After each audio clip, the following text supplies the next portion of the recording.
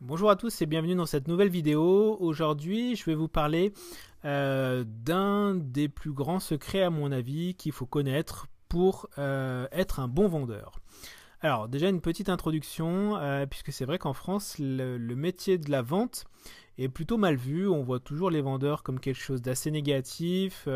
On pense un peu aux vendeurs tapis ou vendeurs escrocs. Enfin voilà, tout ce qui est autour de la vente en France, c'est un peu dommage à mon sens, mais ça a un peu une mauvaise connotation et c'est pas forcément un métier qui attire les foules.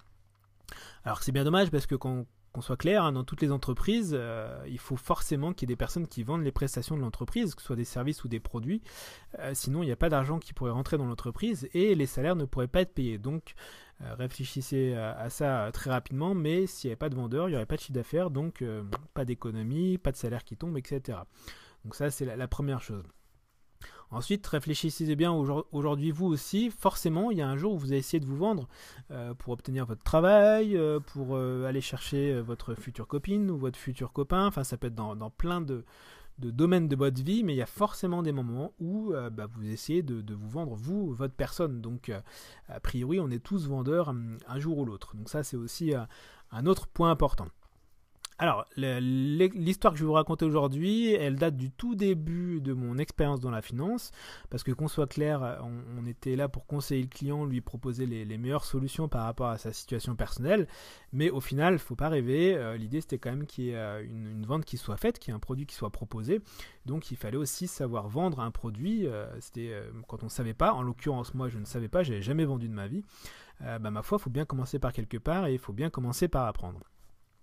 Et je me rappelle du premier mini-séminaire qu'on avait eu sur la vente à l'époque pour apprendre le B à bas de la vente. Je m'en souviens comme si c'était hier, ce premier cours de vente, puisque on était une dizaine dans la salle et le formateur nous a dit, premier cours sur la vente, ce qu'on va faire, on va tout de suite se mettre en situation pour voir comment est-ce que vous en sortez.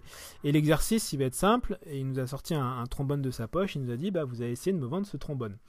Je vais vous donner 3 caractéristiques. Donc on va dire que le trombone il est léger, il est résistant et il est recyclable. Je ne sais plus si c'était ça, mais peu importe. Il nous a laissé 10 minutes pour réfléchir à entre guillemets notre speech, notre argumentaire de comment est-ce qu'on souhaitait présenter la meilleure manière l'offre pour vendre ce trombone au client. Et puis on est passé un par un, et puis c'était toujours moi de mon œil de débutant, je trouvais que les personnes qui passaient devant moi faisaient plutôt bien la chose, hein, elles argumentaient.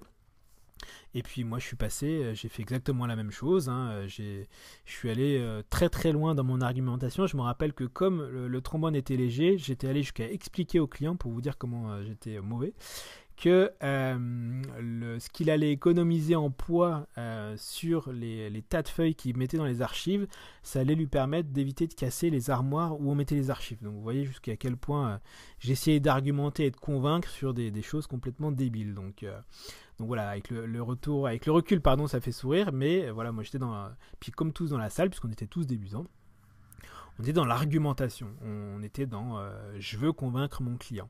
Et puis c'est une grande erreur que font tous les vendeurs débutants.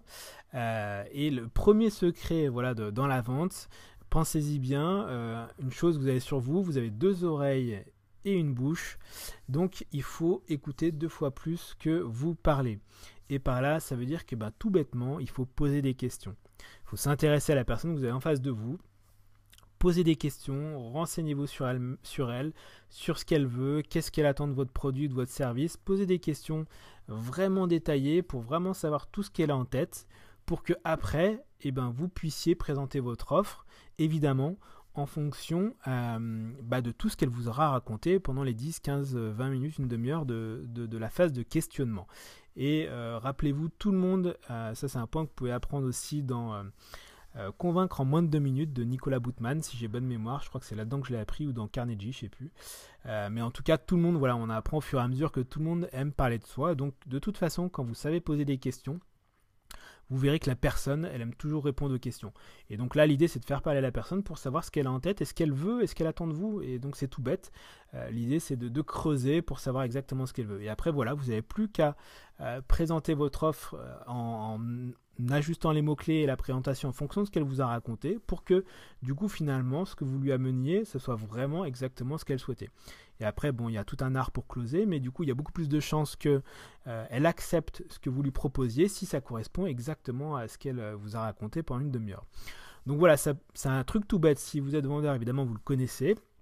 Mais si vous êtes débutant et que vous avez un jour une chose à vendre, ou peut-être même vous, dans différentes manières, différentes situations, pensez toujours à, vous avez 2 oreilles et une bouche, donc posez des questions, creusez, intéressez-vous à la personne, et vous verrez que vous obtiendrez beaucoup plus facilement ce que vous souhaitez quand vous maîtriserez l'art de poser des questions.